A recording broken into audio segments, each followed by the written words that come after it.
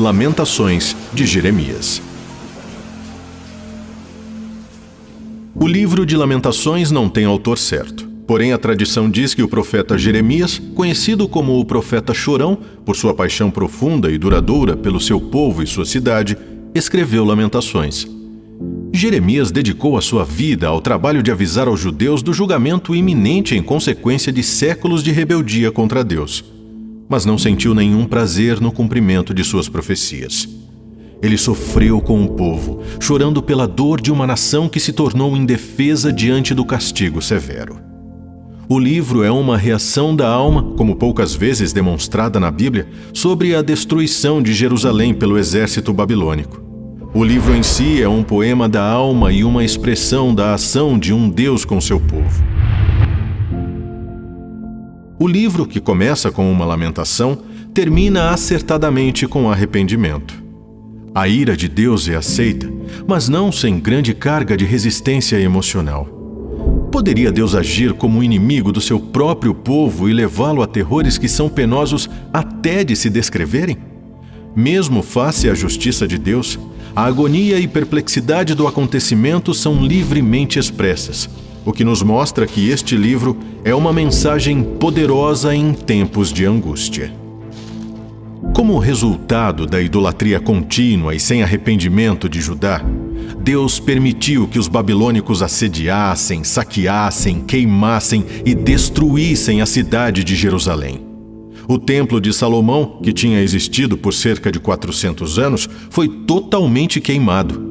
O profeta Jeremias, uma testemunha ocular desses acontecimentos, escreveu o livro de Lamentações como um lamento pelo que tinha acontecido a Judá e Jerusalém. Existem 5 capítulos, ou seja, 5 poemas líricos. Os 4 primeiros são acrósticos, cada versículo começando sucessivamente com uma das 22 letras do alfabeto hebraico. A forma acróstica tinha um objetivo principal: facilita a memorização da catástrofe que se abateu em Jerusalém. Vale lembrar que o povo hebreu tinha uma forte tradição oral, e este método ajuda no processo de disseminação do conteúdo. O capítulo 1 descreve o terrível sofrimento de Jerusalém como uma viúva, que além de perder o marido, foi levada à escravidão. O motivo foi claramente identificado. Jerusalém pecou gravemente e por isso se tornou repugnante. O primeiro poema personifica a cidade de Jerusalém como uma mulher orgulhosa, brutalmente estuprada e abandonada, enfatizando a solidão, a decadência e o abandono. Ela, a Jerusalém personificada, pergunta: existe alguma dor igual à minha dor? Estende as mãos e diz: Deus é justo, pois foi contra a sua boca que me rebelei. Jerusalém clama a Deus para que traga calamidade sobre seus inimigos exultantes, assim como trouxe sobre ela.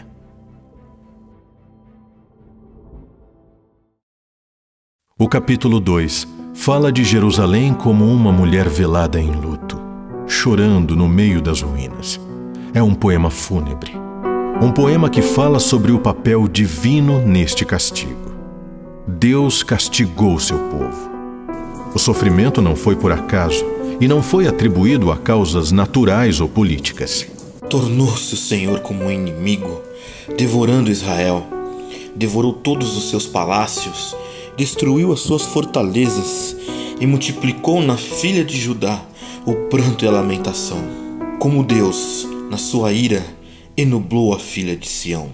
O segundo poema mostra que é o próprio Deus quem derrubou por terra a beleza de Israel. Fez que se esquecesse da festividade e do sábado e deixou fora seu altar e santuário. Jeremias exclama: os meus olhos acabaram em puras lágrimas. Os meus intestinos estão em fermento. O meu fígado se derramou por terra por causa da derrocada da filha do meu povo. O capítulo 3 apresenta os apelos feitos pelo povo ao Senhor, buscando sua clemência e misericórdia. Apesar da severidade do castigo, reconhecem que Deus foi misericordioso e não destruiu por completo seu povo. Ah, as misericórdias! As misericórdias do Senhor são a causa de não sermos consumidos, porque as suas misericórdias não têm fim. Por causa desta confiança na misericórdia de Deus, o povo ainda esperava a reconciliação. O Senhor não rejeitará para sempre, pois ainda que entristeça alguém, usará de compaixão segundo a grandeza das suas misericórdias. O terceiro poema frisa a esperança de Sião na misericórdia de Deus. Mediante muitas metáforas, o profeta mostra que foi Deus quem trouxe o cativeiro e a desolação. Na amargura da situação, o escritor pede a Deus que se lembre de sua aflição e expressa fé na benevolência e nas misericórdias de Deus. Com lágrimas amargas, o profeta relembra que seus inimigos estavam à caça dele como atrás de um pássaro. Entretanto, Deus aproximou-se dele no poço e lhe disse: Não tenhas medo. O profeta invoca a Deus para que responda ao vitupério do inimigo. Perseguirás em ira e os aniquilarás de debaixo dos céus do Senhor Deus.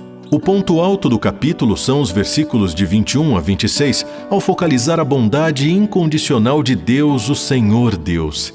Ele é o eterno, o altíssimo de toda a esperança, do amor, da fidelidade e da salvação.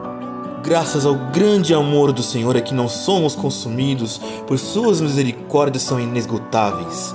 Renovam-se a cada manhã, interminável é a sua fidelidade. Ele não é um Deus desinteressado, mas um Deus que libertará todos aqueles que se voltam para Ele, que admitem que não podem fazer nada para ganhar seu favor e clamam ao Senhor por sua misericórdia para que não sejam consumidos.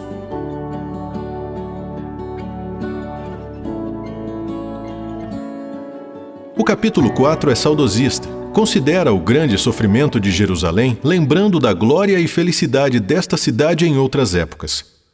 O quarto poema lamenta a glória desvanecida do templo de Deus, cujas pedras são derramadas nas ruas. Os filhos preciosos de Sião tornaram-se de pouco valor, semelhantes a talhas de barro. Não há nem água nem pão, e os que foram criados no luxo tiveram de abraçar montes de cinzas. A punição é até maior do que pelo pecado de Sodoma. Os nazireus, outrora, mais puros do que a neve, mais brancos do que o leite, tornaram-se mais escuros do que o próprio negrume e estão todos enrugados. Melhor seria ter sido morto pela espada do que pela fome, numa época em que as mulheres cozinharam seus próprios filhos.